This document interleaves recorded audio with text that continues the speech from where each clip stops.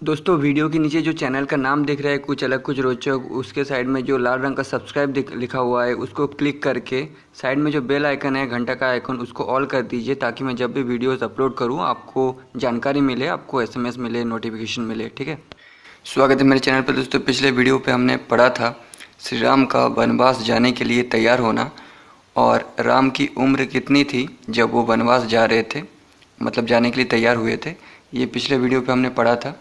तो पिछले सारे वीडियो आप देख सकते हैं। इस वीडियो के नीचे चैनल के नेम पे क्लिक करके प्लेलिस्ट में जाएंगे और वहाँ से शुरुआत से देखेंगे। उसके बाद आज के चैप्टर है लक्ष्मण का रोष, उनका श्री राम को बलपूर्वक राज्य पर अधिकार कर लेने के लिए प्रेरित करना तथा श्री राम का पिता की आज्ञा के पालन को ही धर्म बताकर माता और लक्ष्मण को समझाना।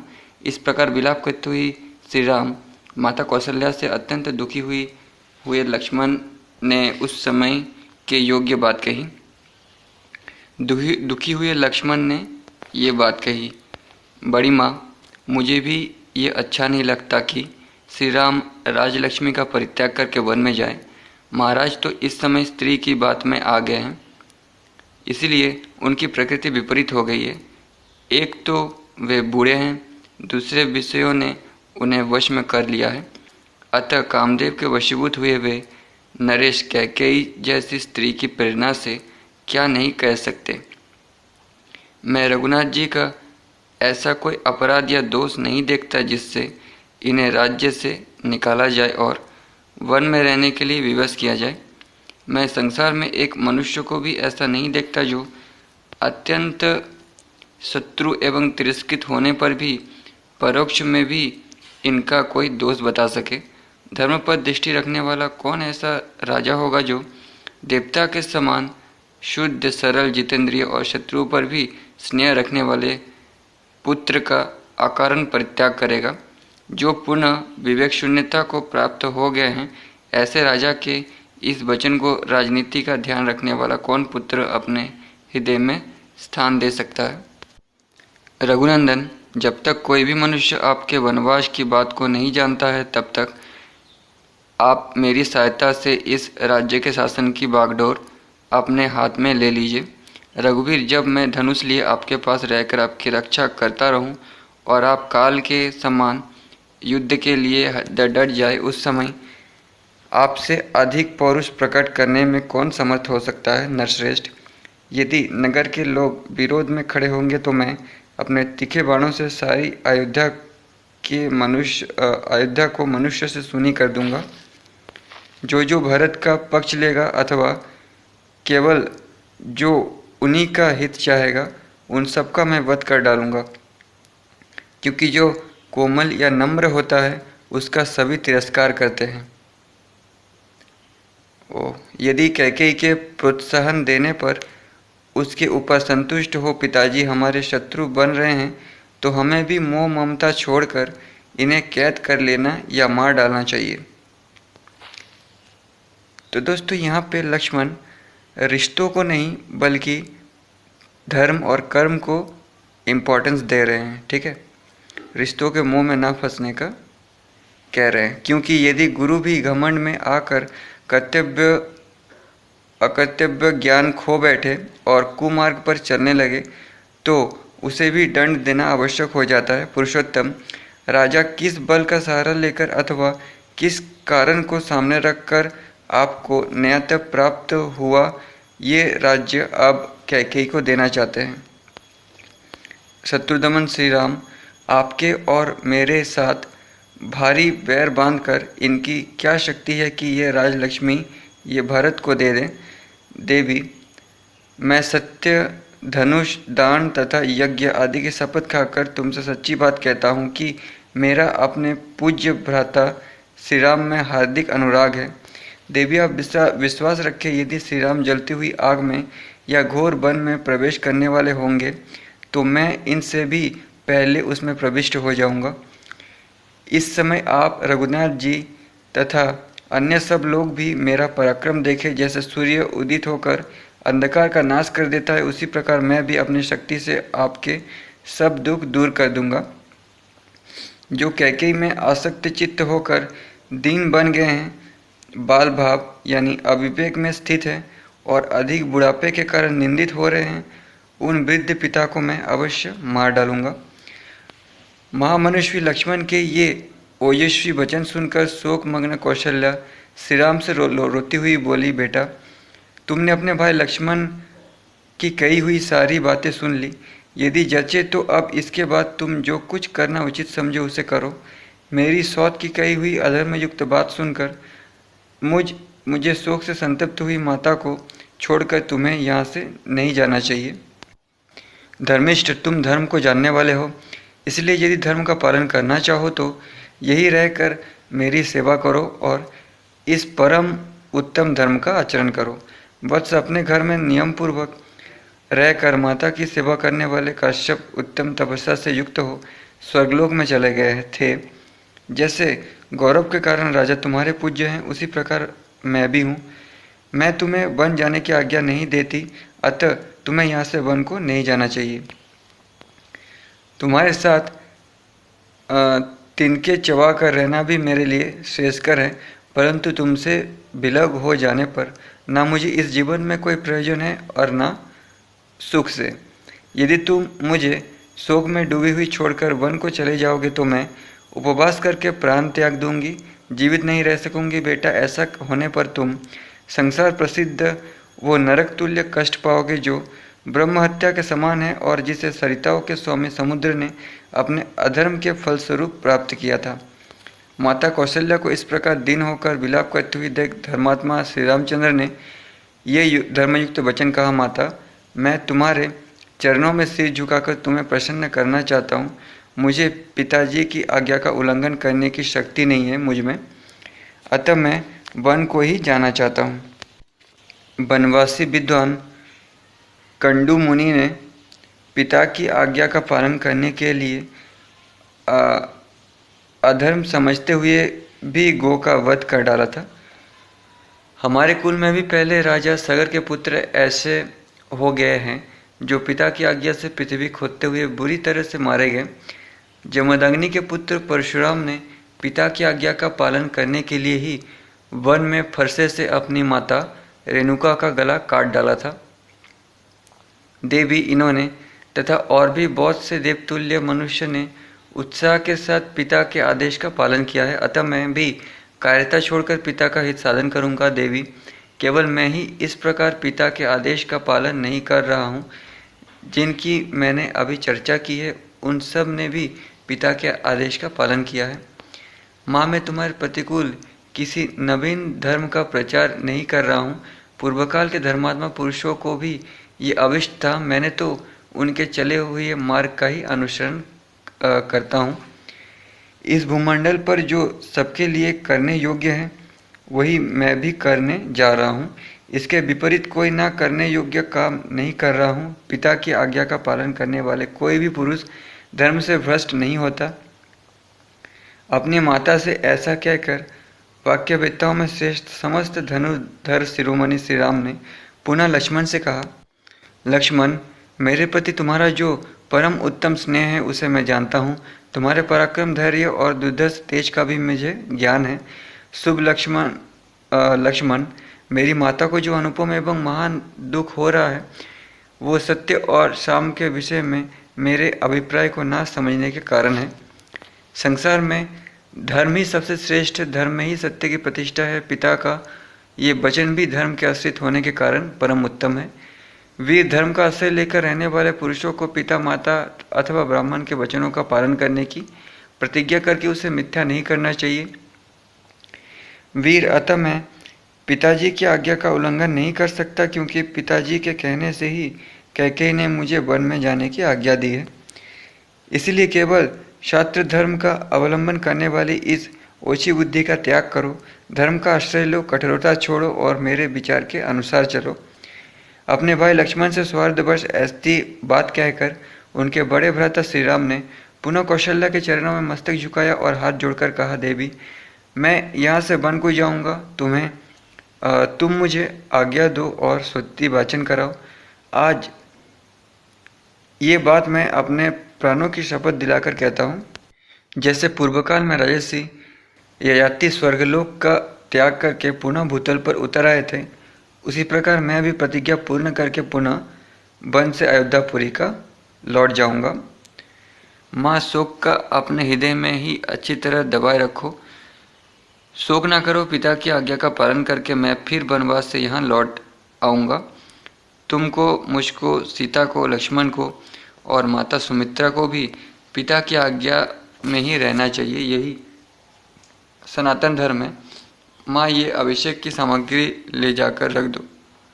अपने मन का दुख मन में ही दबा लो और वनवास के संबंध में जो मेरा धर्मानुकूल विचार है उसका अनुसरण करो। मुझे जाने की आज्ञा दो। श्री रामचंद्र जी की ये धर्मानुकूल तथा व्यग्रता और आकुलता से रहित बात सुनकर जैसे मरे हुए मनुष्य में प्राण आ जाए, उसी प्रकार देवी कौशल्या मूर्छा त्याग कर होश में आ गई तथा अपने पुत्र श्री राम की ओर देखकर इस प्रकार कहने लगी, बेटा, धर्म और सौहार्द के नाते जैसे पिता तुम्हारे लिए आदरणीय गुरुजन है, वैसे ही मैं भी हूँ। मैं तुम्हें वन में जाने की आज्ञा नहीं देती। बस मुझ दुखिया को छोड़कर तुम्हें कहीं नहीं जाना चाहिए। तुम्हारे बिना मुझे यहाँ इस जीवन से क्या लाभ है? इन सज्जनों से, देवता पितरों की पूजा से और अमृत से भी क्या लेना है? तुम 2 घड़ी भी मेरे पास रहो तो वही मेरे लिए संपूर्ण संसार के राज्य से भी बढ़कर सुख देने वाला है। जैसे कोई विशाल गजराज किसी अंधकूप में पड़ जाए और लोग उसे जलते लुआठों से मार मार कर पीड़ित करने लगे, उस दशा में वो क्रोध से जल उठे, उसी प्रकार श्री राम भी माता का बारंबार करुण विलाप सुनकर आवेश में भर गए। वन में जाने का ही दृढ़ निश्चय कर लिया। उन्होंने धर्म में ही दृढ़ता पूर्वक स्थिर रहकर अचेत सी हो रही माता से और आर्त एवं संतप्त हुई सुमित्रा कुमार लक्ष्मण से भी ऐसी धर्मानुकूल बात कही जैसे उस अवसर पर वे ही कह सकते थे। लक्ष्मण, मैं जानता हूँ तुम सदा ही मुझ में भक्ति रखते हो और तुम्हारा पराक्रम कितना महान है ये भी मुझसे छिपा नहीं है। तथापि तुम मेरे अभिप्राय की ओर ध्यान न देकर माता जी के साथ स्वयं भी मुझे पीड़ा दे रहे हो। इस तरह मुझे अत्यंत दुख में ना डालो। इस जीव जगत में पूर्वकृत धर्म के फल की प्राप्ति के अवसरों पर जो धर्म, अर्थ और काम तीनों देखे गए हैं, वे सब के सब जहाँ धर्म है वहाँ अवश्य प्राप्त होता है, इसमें संशय नहीं है। ठीक उसी तरह जैसे भार्या धर्म, अर्थ और काम तीनों की साधन होती है, वो पति के वशीभूत या अनुकूल रहकर अतिथि सत्कार आदि धर्म के पालन में सहायक होती है, प्रेयसी रूप से काम का साधन बनती है और पुत्रवती होकर उत्तम लोक के प्राप्ति रूप अर्थ की साधिका होती है। जिस कर्म में धर्म आदि सब पुरुषार्थ का समावेश न हो उसको नहीं करना चाहिए। जिससे धर्म की सिद्धि होती हो उसी का आरंभ करना चाहिए। जो केवल अर्थपरायण होता है वो लोक में सबके द्वेष का पात्र बन जाता है तथा धर्म विरुद्ध काम में अत्यंत आसक्त होना प्रशंसा नहीं, निंदा की बात है। महाराज, हम लोगों के गुरु, राजा और पिता होने के साथ ही बड़े बूढ़े माननीय पुरुष हैं। वे क्रोध से, हर्ष से अथवा काम से प्रेरित होकर भी यदि किसी कार्य के लिए आज्ञा दे तो हमें धर्म समझकर उसका पालन करना चाहिए। जिसके आचरण में क्रूरता नहीं है, ऐसा कौन पुरुष पिता की आज्ञा के पालन रूप धर्म का आचरण नहीं करेगा? इसलिए मैं पिता की इस संपूर्ण प्रतिज्ञा का यथावत पालन करने से मुंह नहीं मोड़ सकता। तात लक्ष्मण, वे हम दोनों को आज्ञा देने में समर्थ गुरु हैं और माता जी के तो वे ही पति, गति तथा धर्म हैं। वे धर्म के प्रवर्तक महाराज अभी जीवित है और विशेषतः अपने धर्ममय मार्ग पर स्थित है। ऐसी दशा में माता जी जैसे दूसरे कोई विधवा स्त्री बेटे के साथ रहती है, उस प्रकार मेरे साथ यहाँ से वन में कैसे चल सकती है? अतः देवी, तुम मुझे वन में जाने की आज्ञा दो और हमारे मंगल के लिए स्वस्ति भाषण कराओ, जिससे वनवास की अवधि समाप्त होने पर मैं फिर तुम्हारे सेवा में आ जाऊं। जैसे राजा ययाति सत्य के प्रभाव से फिर स्वर्ग में लौट आए थे, केवल धर्महीन राज्य के लिए मैं महान फलदायक धर्म पालन रूप सुयश को पीछे नहीं ढकेल सकता। माँ, जीवन अधिक काल तक देने वाला नहीं है, इसके लिए मैं आज अधर्मपूर्वक इस तुच्छ पृथ्वी का राज्य लेना नहीं चाहता। इस प्रकार नरश्रेष्ठ श्री रामचंद्र जी ने धैर्यपूर्वक दंडकारण्य में जाने की इच्छा से माता को प्रसन्नता करने का प्रयत्न किया तथा अपने छोटे भाई लक्ष्मण को भी अपने विचार के अनुसार भली भांति धर्म का रहस्य समझाकर मन ही मन माता की परिक्रमा करने का संकल्प किया। नेक्स्ट चैप्टर, श्री राम का लक्ष्मण को समझाते हुए अपने वनवास में देव को ही कारण बताना और अभिषेक की सामग्री को हटा लेने का आदेश देना। श्री राम का राज्याभिषेक में विघ्न पड़ने के कारण सुमित्रा कुमार लक्ष्मण मानसिक व्यथा से बहुत दुखी थे। उनके मन में विशेष अमर्ष भरा हुआ था। वे रोष से भरे हुए गजराज की भांति क्रोध से आंखें फाड़ फाड़ कर देख रहे थे। अपने मन को वश में रखने वाले श्री राम धैर्यपूर्वक चित्रों को निर्विकार रूप से काबू में रखते हुए अपने हितैषी सुहृद प्रिय भाई लक्ष्मण के पास जाकर इस प्रकार बोले, लक्ष्मण, केवल धर्म का आश्रय लेकर अपने मन के क्रोध और शोक को दूर करो। चित्त से अपमान की भावना निकाल दो और हृदय में भली भांति हर्ष भरकर मेरे अभिषेक के लिए वो जो उत्तम सामग्री एकत्र की गई है इसे शीघ्र हटा दो और ऐसा कार्य करो जिससे मेरे वन गमन में बाधा उपस्थित ना हो। सुमित्रानंदन, जब तक अभिषेक के लिए सामग्री जुटाने में जो तुम्हारा उत्साह था वो इसे रोकने और मेरे बन जाने की तैयारी करने में होना चाहिए। मेरे अभिषेक के कारण जिसके चित्त में संताप हो रहा है उस हमारी माता कैकेयी को जिससे किसी तरह की शंका ना रह जाए वही काम करो। लक्ष्मण, उसके मन में संदेह के कारण दुख उत्पन्न हो इस बात को मैं 2 घड़ी के लिए भी नहीं सह सकता और ना इसकी उपेक्षा ही कर सकता हूँ। मैंने यहाँ कभी जानबूझकर या अनजाने में माताओं का अथवा पिताजी का कोई छोटा सा भी अपराध किया हो ऐसा याद नहीं है। पिताजी सदा सत्यवादी और सत्य पराक्रमी रहे हैं। वे परलोक के भय से सदा डरते रहते हैं। इसलिए मुझे वही काम करना चाहिए जिससे मेरे पिताजी का पारलौकिक भय दूर हो जाए। यदि इस अभिषेक संबंधी कार्य को रोक नहीं दिया गया तो पिताजी को भी मन ही मन ये सोचकर संताप होगा कि मेरी बात सच्ची नहीं हुई और उनका वो मनस्ताप मुझे सदा संतप्त करता रहेगा। लक्ष्मण, इन्हीं सब कारणों से मैं अपने अभिषेक का कार्य रोक कर शीघ्र ही इस नगर से वन को चला जाना चाहता हूँ। आज मेरे चले जाने से कृतकृत्य हुई राजकुमारी कैकेयी अपने पुत्र भरत का निर्भय और निश्चिंत होकर अभिषेक कराए। मैं वत्कल और मृग चर्म धारण करके सिर पर जटाजूट बांधे जब वन को चला जाऊंगा तभी कैकेयी के मन को सुख प्राप्त होगा।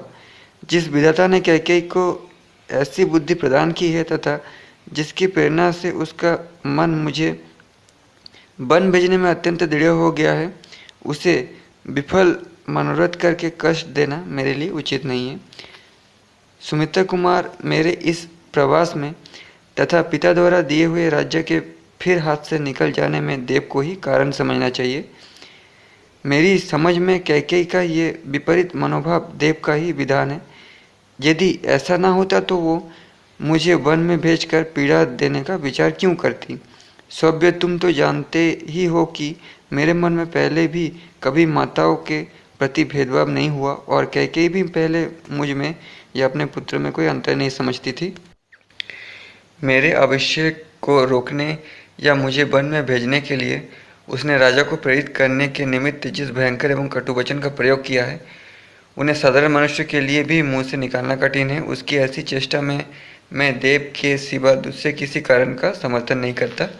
यदि ऐसी बात ना होती तो वैसे उत्तम स्वभाव और श्रेष्ठ गुणों से युक्त राजकुमारी कैकेयी एक साधारण स्त्री की भांति अपने पति के समीप मुझे पीड़ा देने वाली बात कैसे कहती।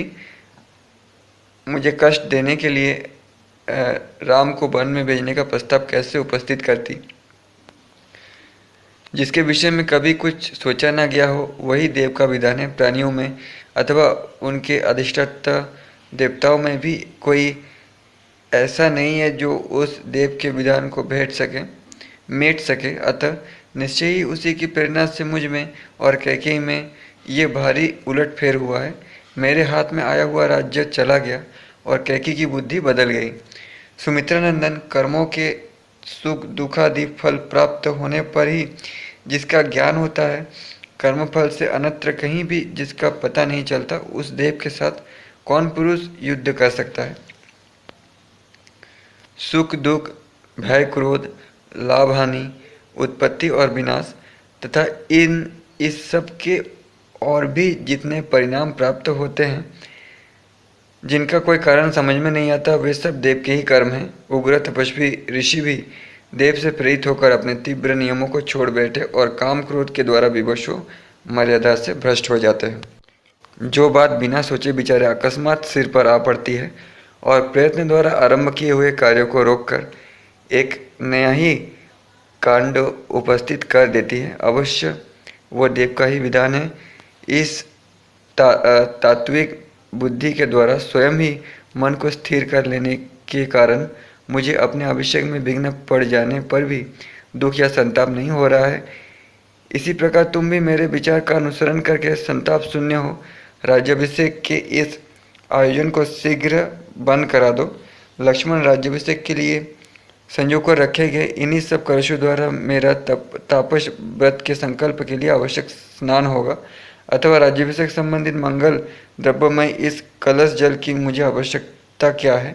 स्वयं मेरे द्वारा अपने हाथ से निकला हुआ जल ही मेरे व्रतादेश का साधक होगा।